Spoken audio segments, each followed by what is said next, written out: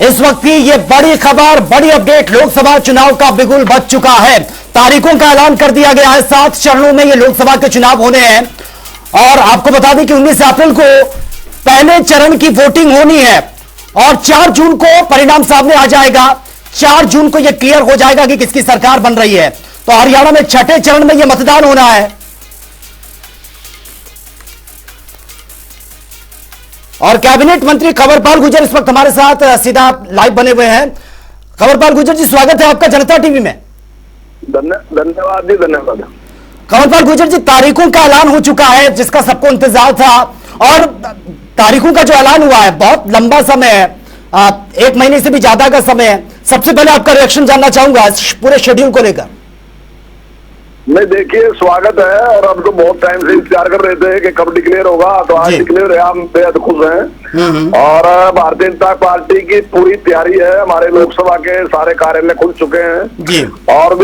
और इस टाइम भी हम लोगों के बीच में है, संपर्क कर रहे हैं। इस टाइम आपके साथ बात कर रहा हूँ, मैं एक गाँव में से निकला हूँ, बातचीत करके दूसरे गाँव में जाने लग रहा हूँ। तो भारतीय जनता पार्टी की पूरी तैयारी है और निश्चित तौर से जो टारगेट माननीय प्रधानमंत्री जी ने दिया कि केवल बीजेपी ने अकेली ने 370 सीटें जीतनी है, तो हम उसके लिए काम कर रहे हैं, लोगों के पास जा रहे हैं, लोगों के साथ बातचीत कर रहे हैं। जी बिल्कुल। एक और चीज मैं आपसे जानना चाहूंगा, क्योंकि जिस तरह से बड़े बड़े नारे लगाए जा रहे हैं, आपने खुद बताया कि एनडीए 400 पार और बीजेपी 370, बार बार ये नारा दिया जा रहा है। क्या होगा, मुद्दे इस बार हावी रहेंगे या फिर नारों में वो दम है या फिर मोदी मैजिक फिर से एक बार रंग दिखाएगा? नहीं, मुद्दे तो हावी रहेंगे, लेकिन मुद्दे हमारे हावी रहेंगे ना जी। हमने 370 खरीद, तो ये मुद्दा हावी रहेगा जी। हमारे कार्यकाल में हमने उसमें रास्ता साफ किया राम मंदिर बनने का, तो वो मुद्दा हावी रहेगा जी। हमने मुस्लिम महिलाएं जिनका 3 तलाक की वजह से जिनका जीवन नरक बन जाता, हमने उसको बंद रोका, तो वो मुद्दा हावी रहेगा। अब विकास की दर 8.7 है जो स्टैम्प पर चल रही है, तो वो मुद्दा रहेगा कि सब दुनिया में दुगनी स्पीड से तरक्की कर रही है। देश 2027 में तीसरी ताकत बनाएगा, वो मुद्दा भी रहेगा। तो ये जो मुद्दे हमारे हैं, जो हमने गरीब आदमी के लिए काम किया, किसान के लिए काम किया, वो मुद्दे हमारे हावी रहेंगे। और आने वाले टाइम में जो प्रधानमंत्री दिया कि 2047 तक भारत को विकसित राष्ट्र बनाएंगे, तो निश्चित तौर से लोग उसके लिए वोट पोल करेंगे भारतीय जनता पार्टी के पक्ष में जी। बिल्कुल कंवरपाल गुर्जर जी, लेकिन तस्वीरें भी बदली हैं। इस बार हमने देखा है तमाम विपक्षी पार्टियां एकजुट हैं, जिसको इंडिया अलायंस का नाम दिया गया है, वो अपनी तैयारियों में जुटे हुए हैं। हालांकि कुछ हलचल वहां भी देखने को मिली है।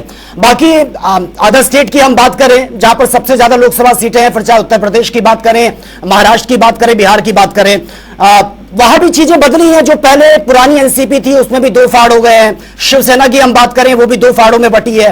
कितना बड़ा ये चैलेंज है, क्योंकि आप बार बार नारा दे रहे हैं 400 पार?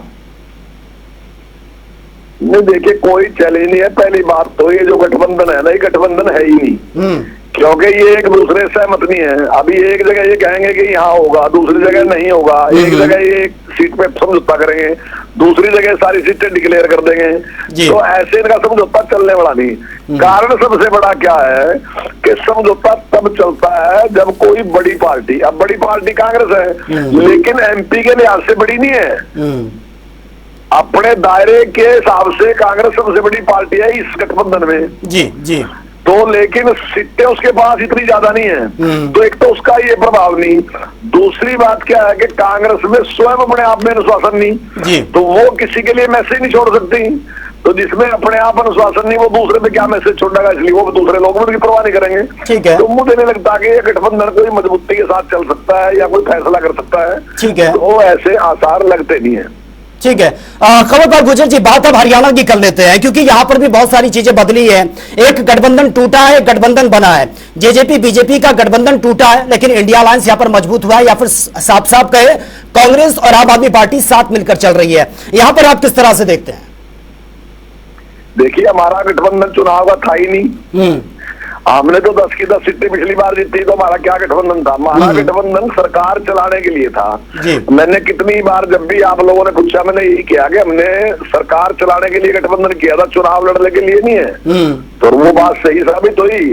तो हाईकमान ने फैसला किया कि हम 10 की 10 सीटों पे लड़ेंगे जी। तो वो 10 की 10 पे लड़ेंगे। पिछली बार भी हम 10 की 10 जीतते थे और अब की बार भी हम 10 की 10 सीटें जीतेंगे। ठीक है। अब तक अगर हम प्रत्याशियों की बात करें, 6 नाम अब तक डिक्लेयर हो चुके हैं, 4 नामों पर अभी भी सस्पेंस बना हुआ है। कब तक वो क्लियर हो जाएगा, कितना और समय उसमें लगेगा? हालांकि समय अभी बहुत है। देखिए, ये तो हाईकमान का विषय है, मेरा तो विषय नहीं है। मैं तो उम्मीद करता हूँ कि जितना जल्दी हो जाएगा अच्छा है, लेकिन निर्णय हाईकमान ने लेना, तो मैं समझता हूँ कि जल्दी निर्णय हो जाएगा। ठीक है, चलिए बहुत बहुत शुक्रिया कंवरपाल गुर्जर जी आपका हमसे जुड़ने के लिए।